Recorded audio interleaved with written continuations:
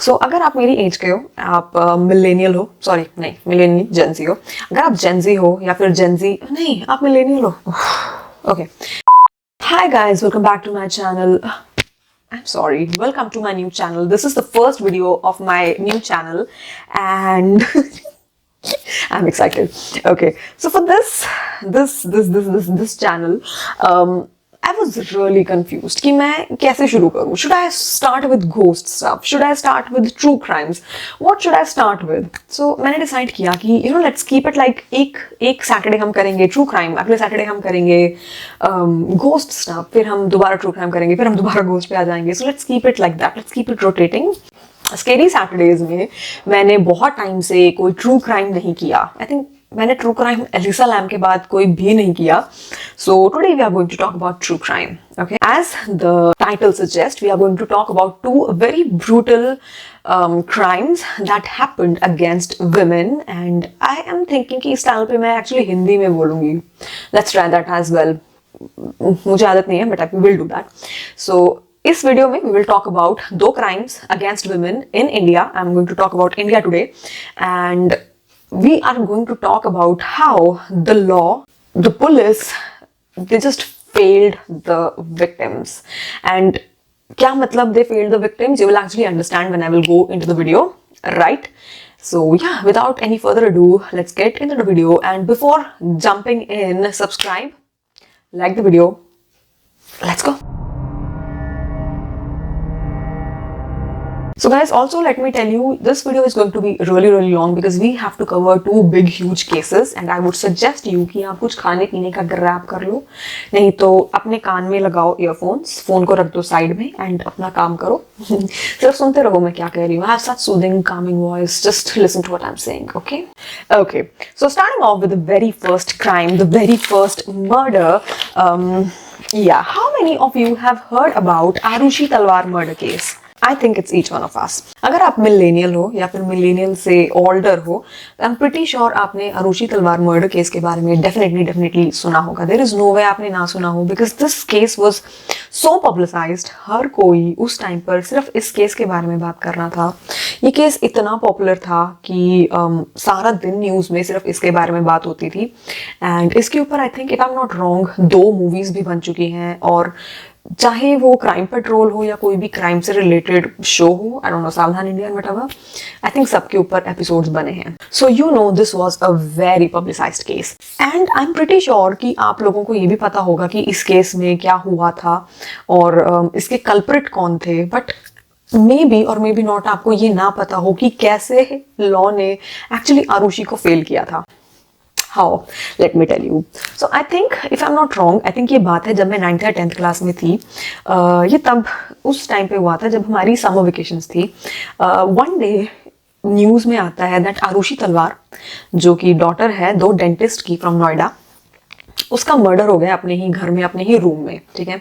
And it was said कि जो हेमराज था, जो उनका हाउस हेल्प था, उसने ये मर्डर किया है और वो मर्डर करके अब फरार हो चुका है. ठीक है. This is how the story came.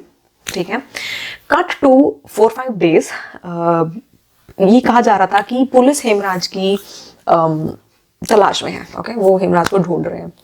And then थोड़े दिनों के बाद ये सुनने में आता है कि हेमराज की डेड बॉडी तलवार्स के अपार्टमेंट के टेरेस पे से मिली है. हेमराज वाज मर्डर्ड बिल्कुल उसी टाइम पे जिस टाइम आरुषि का मर्डर हुआ था, व्हिच मींस कि हेमराज ने डेफिनेटली आरुषि का मर्डर नहीं किया था. इट वाज समबडी एल्स जिसने इन दोनों को मारा. And now they had to find the murderer. Now what really happened that day? Okay, so basically जिस रात को ये मर्डर हुआ था, I think आरुषि के बर्थडे से 10 दिन पहले की ये बात है. सो तलवार्स का रूटीन ये होता था कि वो सुबह जाते थे एंड वो बहुत रात को, मतलब 8 बजे 8:30 बजे दोनों काम करके लेट वापस आते थे. राइट. देन सारी फैमिली डिनर करती थी एंड देन उसके बाद वो लोग लेट सोते थे. This is the type of routine they had. ऐसा नहीं था कि खाना खाते थे और सो जाते थे. They used to have a little bit of time for themselves and then सोते थे. सो उस पर्टिकुलर रात को राजेश तलवार को एक ईमेल करना था, बट फॉर सम रीजन उनका वाईफाई राउटर नहीं चल रहा था. जो उनका वाईफाई राउटर था वो एक्चुअली आरुषि के रूम में था। नाउ इनके घर में सीन ऐसे था कि अगर आपको एक रूम से दूसरे रूम में जाना है, अगर आपको किसी भी रूम में एंटर करना है तो आपको की से दरवाजा खोलना पड़ता है। लाइक वो सिक्योरिटी सिस्टम ऐसा था कि दरवाजा बिना की के खुलता नहीं था बाहर से। अंदर से आप उसको बिना की के खोल सकते थे, बट बाहर से अंदर जाने के लिए आपको की जरूरत पड़ती थी। सो नूपुर तलवार, मॉम ऑफ आरुषि, वो की लेती है, आरुषि के रूम में जाती है, राउटर चलाती है। आरुषि उस टाइम पर जगी होती है। आरुषि का रूटीन ऐसा होता था कि वो रात को सोती थी लेट, 12:30-1 बजे अपने फ्रेंड्स के साथ चैट करके, right. This is the type of routine she had. And उस टाइम पर जब नूपुर जाती है वाईफाई राउटर को ऑन करने, आरुषि जागी हुई थी, वो अपने फ्रेंड्स के साथ बात कर रही थी। एंड उसके बाद नूपुर चली जाती है वापस अपने रूम में, सब सो जाते हैं। नेक्स्ट मॉर्निंग दे वेक अप, ठीक है। उनकी सुबह सुबह के टाइम पर एक सेकंड मेड आती है। यूजुअली क्या होता था, जो हेमराज था, जो उनका हाउस हेल्प था, he was from Nepal, he was a Nepalese man. उसका जो रूम था, उसका जो क्वार्टर था, वो मेन गेट के बिल्कुल साथ में था, ठीक है। तो जो भी उनके घर में आता था, हेमराज उसको अंदर एंटर करवाता था। तो जब भी मेड आती थी, सो हेमराज होता था जो दरवाजा खोलता था और उस मेड को अंदर लेकर जाता था। ना उस दिन बिकॉज हेमराज तो ऑलरेडी मर्डर्ड था, तो मेड ने जब घंटी बजाई और किसी ने दरवाजा नहीं खोला, नूपुर तलवार उठती है एंड वो जाती है और वो देखती है कि दरवाजा बंद है, हेमराज गायब है। वो हेमराज को कॉल करती है। पहले तो फोन लग जाता है, कोई फोन उठाता है, 2 सेकंड के लिए बात होती है, कुछ आवाज नहीं आती, कट जाता है। उसके बाद वो दोबारा डायल करती है, फोन नहीं लगता। सो अल्टीमेटली क्या होता है, वो किसी तरह मेड को अंदर बुला लेते हैं, ठीक है। इस कमोशन में राजेश भी उठ जाता है and this is when they see in front of maid कि किसी ने आरुषि का मर्डर कर दिया। आरुषि अपने रूम में बेड पे लेटी है, उसका फेस जो है बैग से ढका हुआ है, ठीक है। उसके ऊपर कंबल है, आई डोंट नो कंबल है, ब्लैंकेट है, जो भी चादर वदर जो भी होगी उस टाइम पर, बिकॉज इट वॉज मई का महीना, आई एम नॉट श्योर, कंबल नहीं होगा, जो भी चादर वगैरह होगी। एंड उसके जितने भी स्टफ टॉयज थे उसके चारों तरफ लगाए हुए थे, ठीक है। एंड पेरेंट्स ने देखा और वो आई थिंक नूपुर अपनी मेड को कहती है कि देखो हेमराज ने क्या किया। सो विच इज वियर्ड, लाइक अगर आप देख रहे हो आपके सामने आपके बच्चे की डेड बॉडी पड़ी है, वुड यू उस टाइम पे आप 2+2 4 नहीं करोगे कि ओ हेमराज ने ये किया है, when clearly what was the motive, Hemraj ऐसा क्यों करेगा उस टाइम पे, why did she think that, nobody nose, ठीक है। सो दिस समथिंग वो अपनी मेड को कहती है, ठीक है, and this is happening. So ultimately made कहती है कि यू नो व्हाट, मैं चलती हूँ, बिकॉज ऑब्वियसली वो क्या करती, सो वो चली जाती है। At this point you can definitely see कि दोनों पेरेंट्स को ऐसा लगता है कि हेमराज ने आरुषि का मर्डर किया है। इफ यू थिंक कि आपके हेल्पर ने, आपके हाउस हेल्प ने आपके घर में किसी का मर्डर किया है, I think you would call police, you definitely will. और आप पुलिस को फोन करोगे और उसे बुलाओगे कि भाई आ जाओ, मर्डर हुआ है, प्लीज हम कल्प्रिट को ढूंढ दो। बट फॉर सम रीजन तलवार ऐसा नहीं करते। वो क्या करते हैं, वो पुलिस को नहीं बुलाते, वो अपने 20-25 रिश्तेदारों को, फ्रेंड्स को बुला लेते हैं। वो अपने फाइनल राइट्स करने के लिए बुला लेते हैं सबको। तो अब फाइनली क्या होता है कि जब कोई पड़ोसी देख लेता है कि ऐसे में से मर्डर हुआ है, वो पुलिस को फोन कर देता है। बट क्योंकि अब घर पे ऑलरेडी 20-25 लोग रिश्तेदार आ गए थे, जो क्राइम सीन था वो पूरा कंटेमिनेट हो चुका होता है। वहां पे डीएनए के एविडेंस ढूंढना बहुत मुश्किल होता है, वहां से कुछ भी निकालना बहुत मुश्किल होता है, ठीक है। क्राइम सीन कंटेमिनेटेड था, पुलिस का आधा काम और मुश्किल हो गया था। देन आरुषि तलवार को लेकर जाते हैं ऑटोप्सी के लिए, ठीक है। ऑटोप्सी होती है, पोस्टमार्टम होता है। जो डॉक्टर था जिसने ऑटोप्सी की, जिसने पोस्टमार्टम किया, that man did not do a good job at all. First of all उस पर्सन ने ऑटोप्सी की रिपोर्ट 5 या 6 बार चेंज की थी पूरे केस की हियरिंग के दौरान, ठीक है। पहले तो कहता नहीं, कुछ भी नहीं है, बिल्कुल ठीक है। उसने कुछ भी क्लियरली नहीं बताया था about if she was raped or not, ठीक है, which is such a big red flag. Like we need a clear picture if she was raped before murder or if she was not raped before murder, because this is such an important aspect when you are investigating the murder of a girl. This is such an important aspect, but उसके बारे में कोई बात नहीं थी initially. Then he says that maybe she was sexually active, maybe there was a maybe in here. He wasn't sure. And then थोड़े time के बाद वो ये कहता है that मर्डर के बाद आरुषि के कपड़े चेंज किए गए थे, उसको अच्छे से साफ करा गया था, and there was like this thing कि जहाँ पे उसकी बॉडी को क्लीन करके नए कपड़े पहनाकर उसकी बॉडी को फिर बेड पे लेटाता था। Then it was also said, उसी ने ही ये 5 या 6 टाइम पे ये भी कहा था कि आरुषि के कपड़ों के ऊपर 2 विमेन का डीएनए मिला है। जब वो डीएनए वाले स्वाब्स को दोबारा से टेस्ट किया गया डीएनए के लिए, तो उसमें से एक पे भी आरुषि का डीएनए नहीं मिला, विच मीन्स कि वो भी कॉन्टैमिनेटेड थे। And the best part about this is, and you won't believe, उस डॉक्टर ने, इन सब लोगों ने उसकी ऑटोप्सी की रिपोर्ट गुम कर दी। चलते हुए केस के बीच में विक्टिम की रिपोर्ट्स गायब। दैट इज व्हाट हैपेंड, ठीक है। सो इतना कुछ होने की वजह से डेफिनेटली पुलिस के लिए बिल्कुल इजी नहीं था इन्वेस्टिगेट करना, ठीक है। सो अब पुलिस के पास कोई एविडेंस नहीं था, पुलिस के पास कोई ऐसे सस्पेक्ट नहीं था, और अगर सस्पेक्ट थे भी तो उनको रिलेटेड कोई भी उनके पास एक ठोस सबूत नहीं था कि this was the reason by Aarushi का या हेमराज का, दोनों का मर्डर किया गया। सो पुलिस के पास अब एक ही ऑप्शन बचा था कि वो अपनी थ्योरीज लेकर आए कि उनको क्या लगता है कि क्या हुआ होगा, ठीक है। सो दे स्टार्टेड विद कि मे बी आरुषि और हेमराज का अफेयर था, जिसके बारे में तलवार्स को पता लग गया, and they killed Aarushi and Hemraj, ठीक है। And this was the first, the case one. Then there was case two कि maybe राजेश तलवार का affair था with somebody, not somebody actually, जिसका राजेश और नुपुर का जो क्लिनिक था, डेंटिस्ट क्लिनिक था, उसके जो ओनर थे, लाइक जो सेकंड पार्टनर थे, उसकी वाइफ थी वो, ठीक है। सो उनके अकॉर्डिंग इन दोनों का अफेयर था, जिसके बारे में आरुषि और हेमराज को पता लग गया था, and in fit of anger may be Rajesh Talwar killed them. Now it was also said, and this was said by Hemraj की wife and also a few people जो राजेश तलवार के अंडर काम करते थे, उनका ये कहना था कि Rajesh Talwar did have a little bit of temper issues, बहुत जल्दी गुस्सा हो जाता था, गुस्सा होकर चिल्लाना शुरू कर देता था, लोगों को इंसल्ट कर देता था, जिसकी वजह से उसकी एक्चुअली एक दो लोगों के साथ लड़ाई भी थी, ठीक है। So this was the type of psyche that man had. So eventually police came up with this thing कि राजेश तलवार एंड नुपुर तलवार एंड राजेश तलवार ने ही आरुषि का मर्डर किया है, बिकॉज और किसी के अगेंस्ट एविडेंसेस नहीं थे सिवाय इन दोनों के। And I think if I am not wrong, court ने इन दोनों को ही सजा दी थी एंड इन दोनों को ही जेल हुई थी, and I think they served in jail for a few time, and फिर उसके बाद वो बाहर आ गए थे। नाउ व्हाई डू आई से कि लॉ ने आरुषि को फेल किया था व्हेन क्लियरली राजेश और नुपुर तलवार को जेल हो गई थी? इसका सबसे फर्स्ट रीजन तो ये है कि ऑल्दो मुझे भी ऐसा लगता है कि राजेश और नुपुर ही सस्पिशियस हैं और उन्होंने ही कुछ ना कुछ किया है, उनका इन्वॉल्वमेंट डेफिनेटली था, बट अभी भी एक क्लियर पिक्चर नहीं है कि उन्होंने ऐसा क्यों किया, ठीक है। हमें ये पता है कि हमारे कल्प्रिट से हैं, बट उनका मोटिव क्या था अभी भी हमारे लिए बिल्कुल क्लियर नहीं है, which is very important for police to find out, ठीक है। अगर आप एक सस्पेक्ट को क्रिमिनल बता रहे हो तो उसका एक मोटिव भी तो क्लियर होना चाहिए ना। हमें नहीं पता उनका मोटिव क्या था, बट वी डेफिनेटली नो कि ये किलर्स थे। Do I think it was because उनको लगता था कि आरुषि और हेमराज का अफेयर है, जो कि एक बहुत इंपॉर्टेंट बात की जाती थी, वो इन दोनों का affair, and this is exactly how news में भी बताया गया था। एंड टू बी ऑनेस्ट मुझे आज तक भी ऐसे ही लगता था कि उन दोनों का अफेयर था, शायद इसलिए मर्डर हुआ था, but then I did research and I did get to know कि फर्स्ट ऑफ ऑल इस बारे में कोई प्रूफ नहीं है, ठीक है, किसी का भी कोई प्रूफ नहीं है, ना तो इस बात का कोई ये प्रूफ था, ना तो आरुषि के फ्रेंड्स ने, ना ही आरुषि के पेरेंट्स ने, ना ही किसी ने भी अभी तक इस बात को कंफर्म किया है कि इन दोनों के बीच में ऐसा कुछ था, ठीक है, first of all. Secondly, Rajesh and Nupur तलवार ने 5 years IVF करवाई थी ताकि आरुषि हो सके।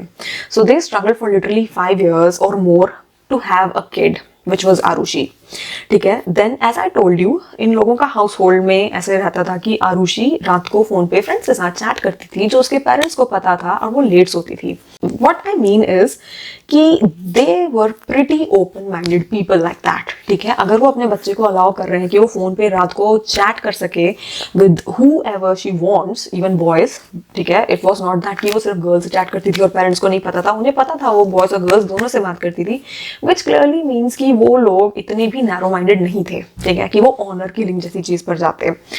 Let's say worst case scenario, हाँ हेमराज और आरुषि का अफेयर था। डू आई थिंक कि सिर्फ इतनी सी बात पर उन्होंने आरुषि को मार दिया होगा? Definitely not. क्या अफेयर का सोल्यूशन मर्डर है? नहीं, ऑफ कोर्स नॉट। बहुत क्लियरली देखो एक चीज हो सकती थी कि मे बी हो सकता है दे गॉट टू नो इन दोनों का अफेयर है, ठीक है। क्या वो लोग हेमराज को जॉब से निकाल कर नहीं भेज नहीं सकते थे? क्या वो हेमराज को घर से नहीं निकाल सकते थे? वो उसको जॉब से नहीं निकाल सकते थे? डेफिनेटली निकाल सकते थे। ज्यादा ही प्रॉब्लम थी तो ऐसा भी हो सकता था कि वो आरुषि को कहीं और भेज देते, ठीक है। ऐसे भी तो होता है ना, ये भी तो एक सोल्यूशन हो सकता था ना। मर्डर ही तो इस चीज का सोल्यूशन नहीं है कि वो इनका अफेयर है, let's kill them. I don't think this was exactly what happened. Something happened, she's dead, we don't know what really happened and we can only speculate, like हमें नहीं पता, हमें पता लगेगा भी नहीं. So yeah, and I don't think अब इतने सालों के बाद हमें कुछ भी पता लगने वाला, like it has been like what 12-13 साल हो गए हैं और मुझे नहीं लगता अब हमें पता लगेगा. It's long gone and yeah, I mean whoever the murderer was, सिर्फ उसी को पता है what really happened and yeah. So moving on to the second case. Now ये वाला केस ना, आरुषि का केस जितना ज्यादा पब्लिसाइज था, सबको इसके बारे में पता था, आई एम प्रिटी श्योर इस केस के बारे में बहुत कम लोगों को पता होगा. First of all this case was from 1990. Okay, मैं तो तब नहीं पैदा भी नहीं हुई थी. But the funny part is कि ये केस अंटिल 2016 चला है और 2016 तक चलने के बावजूद भी मुझे इस केस के बारे में नहीं पता था. नॉट दैट कि मैं बहुत ज़्यादा न्यूज़ देखती हूँ, बट फिर भी इट्स जस्ट दैट कि मैंने इस केस के बारे में नहीं सुना था, विच मीन्स कि ये बहुत ज़्यादा पब्लिसाइज्ड नहीं था, which is Ruchika Girhotra case. I don't think बहुत लोगों ने इसके बारे में सुना होगा, but I am here to give you all the deal. It is a very short case, like इसमें बहुत ज़्यादा डिटेल्स नहीं है. So Ruchika Galhotra, she was a 14-year-old girl. वो पढ़ती थी सेक्रेड हार्ट स्कूल में, I think it was girls school in Chandigarh, ठीक है. And she was a lawn tennis player, ठीक है. उसके फादर थे S C Girhotra, he was a bank manager in UCO bank I believe. And Ruchika की mom died when she was only 10 years old and she had a younger brother Ashu. Okay. Then there was another character. It was Aradhana Prakash. Aradhana Prakash was daughter of Anand Prakash and Madhu Prakash. So Anand Prakash, I think वो agriculture से related किसी department में थे, government department में थे. And उसकी mom Madhu, she was a lawyer. Okay, so Ruchika and Aradhana ये दोनों टेनिस खेलती थी, लॉन टेनिस, और हरियाणा लॉन टेनिस एसोसिएशन में एनरोल्ड थी. वहाँ पर ये जाकर रोज लॉन टेनिस की प्रैक्टिस करती थी. So रुचिका की क्लासमेट थी Priyanjali. Priyanjali was the daughter of SPS Rathod, who was IGP of police. That is so wrong. He was IGP, ठीक है, इंस्पेक्टर जनरल ऑफ पुलिस उस टाइम पर. एंड IGP होने के साथ साथ ही हरियाणा लॉन टेनिस एसोसिएशन के चेयरमैन, चीफ, हेड थे, ठीक है, हेड थे, लेट्स से हेड थे. सो दिस SPS राठौड़ गाय, वो एक दिन रुचिका को कहते हैं कि मुझसे आकर ऑफिस में मिलकर जाना, ठीक है, बिकॉज मैंने सुना है बहुत अच्छा टेनिस खेलती हो, मुझसे एक दिन आकर ऑफिस में मिलकर जाना, ठीक है. सो रुचिका आराधना एक दिन जाते हैं SPS राठौड़ से मिलने, ठीक है. सो SPS राठौड़ से वो ऑफिस में मिलती हैं दोनों. तो जो राठौड़ जी होते हैं, दिस राठौड़ गाय, वो बेसिकली आराधना को कहता है कि बाहर से फील्ड में से जाकर कोच को लेकर आओ, ठीक है. एंड रुचिका उस टाइम ऑफिस में ही रुकती है. सो जैसे ही आराधना बाहर जाती है, this asshole he grabs Ruchika and he touches her inappropriately, ठीक है. So this was a full molestation happening over here. And Ruchika चिल्लाना शुरू कर देती है. आराधना को रुचिका का चिल्लाना सुन जाता है, सो वो वापस आ जाती है, ठीक है. एंड जैसे ही वो दरवाजा खोलती है, she actually sees whatever was happening over there, ठीक है. How SPS Rathore was touching Ruchika inappropriately, she was the witness of whatever was happening there, ठीक है. सो जैसे ही SPS राठौड़ आराधना को देखता है, ही स्टार्ट्स शाउटिंग कि जाओ कोच को लेकर आओ, जाओ कोच को लेकर आओ. बट आराधना नहीं जाती. समहाउ आराधना रुचिका को लेती है और वहां से निकल जाती है, ठीक है. So Ruchika was very scared, obviously she would be. दोनों लड़कियां ये डिसाइड करती हैं कि हम नहीं बताएंगे अपने पेरेंट्स को, ठीक है, जाने देते हैं इस बात को, हम इसको भूल जाते हैं. सो 2-3 दिन निकल जाते हैं. वो दोनों डिसाइड करती हैं कि अब हम खेलने तभी जाएंगे जिस टाइम पर वो ऑफिस में नहीं होगा, SPS राठौड़ ऑफिस में नहीं होगा. सो समहाउ 2-3 दिन के बाद दोनों लड़कियां जाती हैं, ठीक है. जब वो वापस जा रही होती हैं घर अपना प्रैक्टिस करके, सो जो गेट कीपर होता है, सिक्योरिटी गार्ड जो होता है गेट पे, वो उन्हें कहता है कि आपको SPS राठौड़ अंदर बुला रहे हैं. दोनों लड़कियां बहुत घबरा जाती हैं, वो नहीं जाती उनसे मिलने, पर वो ये डिसाइड करती हैं कि अब हम घर जाके अपने पेरेंट्स को बता देंगे. सो अपने पेरेंट्स को, रुचिका और आराधना के पेरेंट्स, लाइक ये सब फैमिली फ्रेंड्स सब होते हैं, तो एक ही कॉलोनी में रहते हैं आई बिलीव, तो उन लोगों को पता लग जाता है. एंड दे फाइनली डिसाइड कि हम केस करेंगे SPS राठौड़ के against. Now because SPS Rathore he himself was the IGP, of course उसके अगेंस्ट कोई केस FIR ही रजिस्टर नहीं होती किसी भी पुलिस स्टेशन में, ठीक है. बहुत साल निकल जाते हैं, कुछ भी एक्शन नहीं लिया जाता अगेंस्ट हिम एवर, ठीक है. जब स्टार्ट हुआ था ये case, I am not sure किसकी गवर्नमेंट थी, पर फर्स्ट एक बंदे की गवर्नमेंट थी, देन आई थिंक भजन लाल की गवर्नमेंट आई, देन उसके बाद चौटाला की गवर्नमेंट आती है। And I know this because मैं खुद भी हरियाणा से ही बिलोंग करती हूँ, because this case was under Panchkula, ठीक है, ऑल्दो वो चंडीगढ़ में पड़ती थी, ये सब केस एक्चुअली पंचकुला का था because they lived in Panchkula. So 3 governments के आने के बाद भी एक सिंगल गवर्नमेंट भी अगेंस्ट एसपीएस राठौड़ कोई भी एक्शन नहीं लेती, एफआईआर भी रजिस्टर नहीं होता। जब उसकी फाइल पहुंचने भी लगती है वो कभी पहुंच ही नहीं पाती, ये केस कभी आगे बढ़ ही नहीं पाता। बट एसपीएस राठौड़ वो कॉन्स्टेंटली रुचिका को, आराधना को और उसकी फैमिली को परेशान करता रहता है कि तुम अपना केस ड्रॉप करो, तुम अपना केस ड्रॉप करो, तुम अपना केस ड्रॉप करो। नाउ ऑब्वियसली उनमें से कोई भी केस ड्रॉप करने के लिए तैयार नहीं होता। So things just went really bad because of that. शुरू कहाँ से होता है? बेसिकली जब रुचिका पढ़ रही होती है स्कूल में, तो स्कूल वाले रुचिका को एक दिन रेस्ट्रिकेट कर देते हैं कि आपकी फीस भरी हुई नहीं है, आप स्कूल से बाहर हो। विच हो सकता है आपको लगे कि क्या फीस के लिए निकाल दिया, हो जाता है स्कूल में, बट द फैक्ट इज कि ऐसा नहीं था कि Ruchika was the only student जिसकी फीस नहीं दी हुई थी। प्रियांजलि जो कि खुद भी एसपीएस राठौड़ की बेटी थी, उसकी फीस भी पूरी नहीं थी, पर उसको नहीं निकाला, सिर्फ रुचिका को निकाला गया। बाकी सबकी भी फीस पूरी नहीं थी, उसमें से किसी को नहीं निकाला, सिर्फ रुचिका को निकाला। सो रुचिका बेसिकली स्कूल से ही निकाल दी गई थी। I am not sure if she tried, but definitely वो बहुत ज्यादा ट्रॉमेटाइज्ड थी because of what happened. I mean आपके साथ इतना गंदा इंसिडेंट हुआ है, उसके बाद आपको ये भी देखना पड़ रहा है। इतना कुछ करने के बाद भी जब नहीं कुछ हो पाया, उन्होंने केस वापस नहीं लिया। सो जब आशु 13 साल का होता है, आशु जो रुचिका का छोटा भाई है, जैसे ही वो 13 साल का होता है, उसे एक दिन मनसा पुलिस स्टेशन में उठाकर ले जाते हैं पुलिस वाले कि इसने 11 गाड़ियों की चोरी की है और ये चोरी चकारी करता है। बहुत मारते हैं, खाना नहीं देते, लाइक उसको बहुत ज्यादा गंदी तरह से मारते हैं।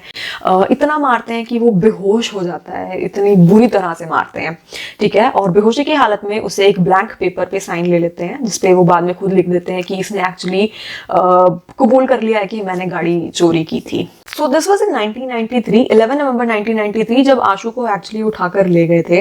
11 नवंबर को आशु को लेकर गए थे एंड 28 दिसंबर तक आशु पुलिस की ही कस्टडी में था। सो इट वाज लाइक 1 महीने से भी ज्यादा तक पुलिस की कस्टडी में ही था, जहां पर उसको मारते पीटते थे, उसको पानी नहीं देते थे, उसको खाना नहीं देते थे, वो ऑलमोस्ट बेहोशी की हालत में रहता था क्योंकि उसको बहुत पीटते थे। सो जब 28 दिसंबर तक भी आशु बाहर नहीं आया, सो रुचिका की माइंड स्टेट इस हालत पर आ गई थी कि उसने एक्चुअली पॉइजन ले लिया and she died.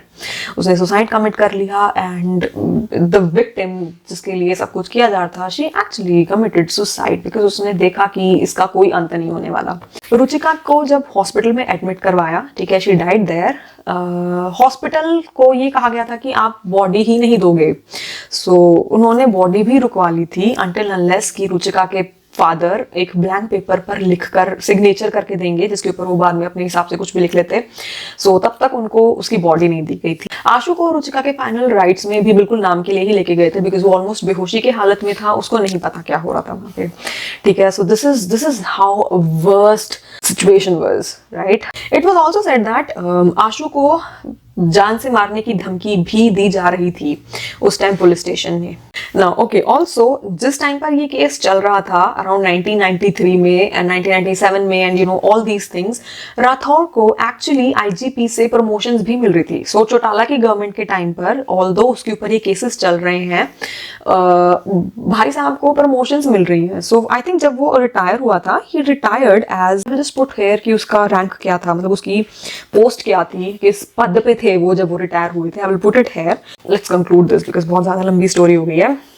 So ultimately 2009 में जो ये केस था वो अंबाला हाई कोर्ट से सीबीआई चंडीगढ़ को ट्रांसफर हो गया।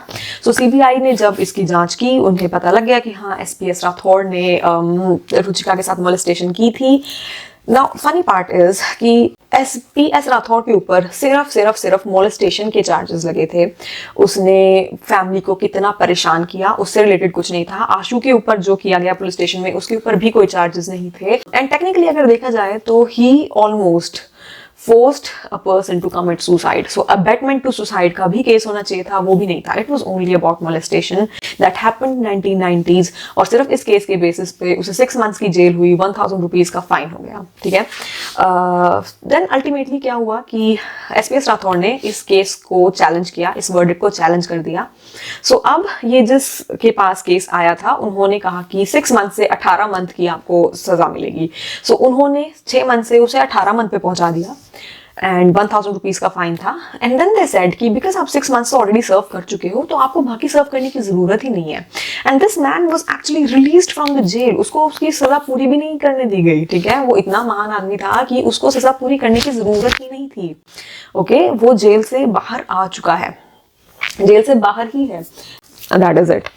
So yeah, I think both these cases, the common ground was कि लॉ ने दोनों लड़कियों को बिल्कुल फेल किया. ठीक है. एक की केस में तो आपको अभी पता ही नहीं है कल्प्रिट कौन है, दूसरे के केस में हमें पता था कल्प्रिट कौन है, बट हम उसका कुछ नहीं कर पाए बिकॉज वो एक पावरफुल पर्सन था. So yes guys, that's it for today's video. I hope you like this video. If you like this video, please hit the like button, subscribe to my new channel if you haven't already. Please, it's a new channel, please do subscribe, and I'll meet you in the next video guys. Bye bye.